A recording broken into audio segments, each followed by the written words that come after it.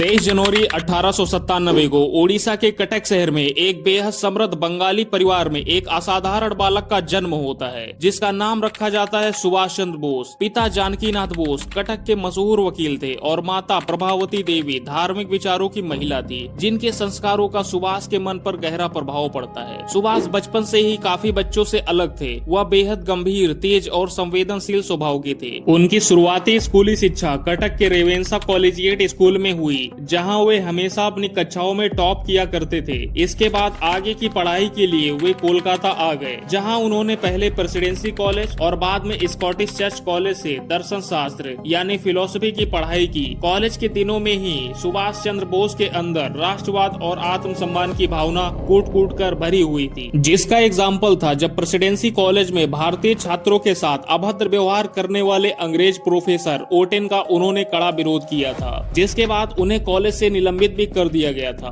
उनके पिता चाहते थे कि उनका बेटा देश की सबसे बड़ी प्रशासनिक सेवा यानी ICS की परीक्षा को पास करे, जिसके लिए उन्हें लंदन भेजा गया। कैम्ब्रिज यूनिवर्सिटी में पढ़ाई करते हुए सुभाष बाबू ने दिन रात कठिन मेहनत से उस दौर की सबसे कठिन माने जाने वाली परीक्षा में पूरे ब्रिटिश साम्राज्य में चौथा स्थान हासिल किया। लेकिन अंग्रेजों की गुलामी करना और उनके बनाए हुए सिस्टम में रहकर देशवासियों पर हुकूमत करना उनके देश प्रेम और राष्ट्रवादी सोच को मंजूर नहीं था। इसलिए उन्होंने अपने भाई शरद चंद्र बोस को पत्र लिखकर अपनी अंतर आत्मा की आवाज को बताया और अपनी शानदार नौकरी से इस्तीफा दे दिया। साल 1921 में जब सुभाष चंद्र भारत लौटे तो देश में असहयोग आंदोलन की लहर चल रही थी। भारत आते ही उन्होंने राष्ट्रीय आंदोलन में खुद को समर्पित कर दिया और कांग्रेस का हिस्सा बन गए, जहां उन्हें देश बंधु चित्तरंजन दास के रूप में अपने राजनीतिक गुरु मिलते हैं। चित्तरंजन दास के मार्गदर्शन में सुभाष बाबू ने बंगाल के युवाओं को संगठित करके बहुत ही कम समय में एक ताकतवर नेता के रूप में स्थापित हो गए। समय बीतने के साथ साथ कांग्रेस के भीतर भी मतभेद उभरने शुरू हो गए,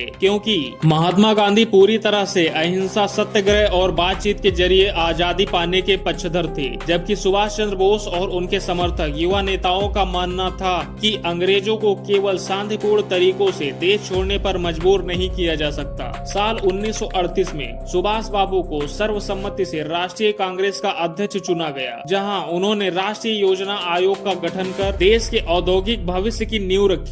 लेकिन साल 1939 के त्रिपुरी अधिवेशन के दौरान कांग्रेस में वैचारिक संघर्ष देखने को मिलते हैं। सुभाष बाबू दोबारा अध्यक्ष पद के उम्मीदवार बने और महात्मा गांधी जी ने अपनी व्यक्तिगत हार माना, जिससे आहत होकर सुभाष बाबू ने कांग्रेस के द्वारा कार्य समिति में निरंतर पैदा की जा रही अड़चनों को देखते हुए अध्यक्ष पद से इस्तीफा दे दिया और फॉरवर्ड ब्लॉक के नाम से एक नए संगठन की नींव रखते हैं। अंग्रेज सरकार सुभाष बाबू की लोकप्रियता और उनके क्रांतिकारी विचारों से बेहद डरी हुई थी। इसलिए जब द्वितीय विश्व युद्ध की शुरुआत हुई तो अंग्रेजों ने उन्हें उनके कोलकाता स्थित एल्गिन रोड के पुश्तैनी घर में कड़ी सुरक्षा के बीच नजरबंद कर दिया। लेकिन नेताजी के इरादे बहुत बड़े थे और वे जानते थे कि इस युद्ध के दौरान देश से बाहर निकलकर अंग्रेजों के दुश्मनों से हाथ मिलाना ही आजादी का एकमात्र रास्ता है। 17 जनवरी 1941 की सर्द रात में जब पूरा शहर सो रहा था और पुलिस के जासूस पहरा दे रहे थे, तब नेताजी ने एक बेहद साहसी योजना के तहत अपनी पहचान बदली और एक पठान बीमा एजेंट मोहम्मद जियाउद्दीन का भेष धारण कर अपने भतीजे शिशिर कुमार बोस के साथ उसकी काले रंग की वेंडर कार में बैठकर भाग निकले। वे कोलकाता से धनबाद के गुमोह स्टेशन पहुंचे, जहां से उन्होंने ट्रेन पकड़ी और कड़े पहरे के बीच पेशावर पहुंचे। वहां वे अत्यंत दुर्गम पहाड़ी, बर्फीली हवाओं और कबीलाट इलाकों को पार करते हुए वे अफगानिस्तान की राजधानी काबुल पहुंचते हैं, जहां उन्होंने खुद को गूंगा और बहरा साबित किया ताकि कोई उनकी पहचान जान न सके। काबुल से इतावली पासपोर्ट की मदद से सोवियत संघ होते हुए वे अंततः जर्मनी की राजधानी बर्लिन पहुंचते हैं, जहां उन्होंने फ्री इंडिया सेंटर की स्थापना की।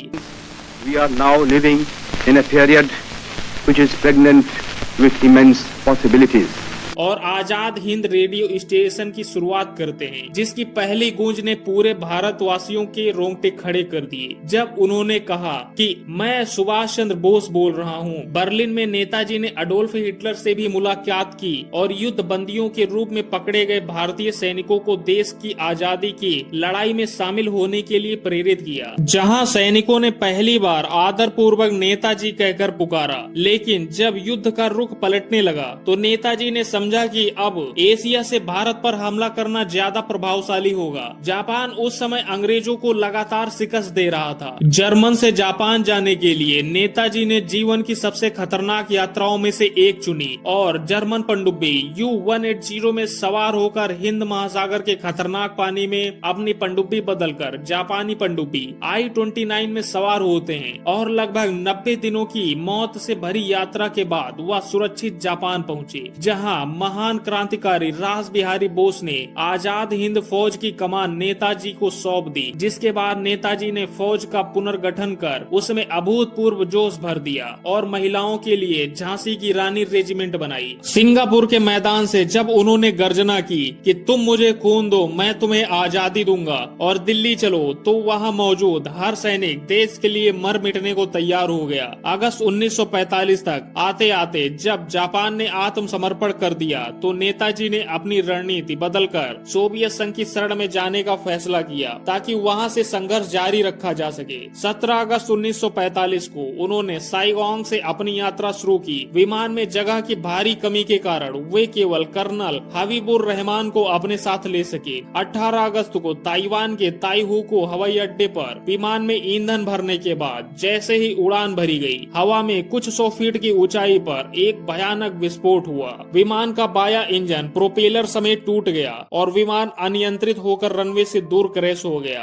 विमान के गिरते ही पिछले हिस्से में मौजूद पेट्रोल टैंक फट गया, जिससे नेताजी का शरीर पेट्रोल से भीग जाने के कारण आग की लपटों में घिर गया। कर्नल हबीबुर रहमान ने किसी तरह उन्हें बाहर निकाला और ताइहुको के सैन्य अस्पताल ले गए, जहां लगभग 90% झुलस चुके नेताजी होश में आने पर कर्नल हबीब से कहा कि मेरा अंत निकट है, लेकिन तुम देशवासियों से कहना कि सुभाष ने अंतिम सांस तक देश की आजादी के लिए लड़ाई लड़ी। उसी दिन रात लगभग 9 बजे नेताजी ने अंतिम सांस ली, जिसके बाद उनका अंतिम संस्कार ताइहोको में ही किया गया और उनकी अस्थियां टोक्यो के रेनकोजी मंदिर में सुरक्षित रख दी गई। लेकिन जब यह खबर भारतीयों तक पहुंची तो देशवासियों को अपनी आंखों पर विश्वास नहीं हुआ और इसी बीच अंग्रेजों ने लाल किले में आजाद हिंद फौज के 3 अधिकारी शहनवाज खान, गुरबख्श सिंह ढिल्लो और प्रेम कुमार सहगल पर मुकदमा चलाकर एक बड़ी भूल कर दी। इस मुकदमे ने देश के सभी धर्मों के लोगों को एकजुट कर दिया, क्योंकि आरोपियों में एक हिंदू,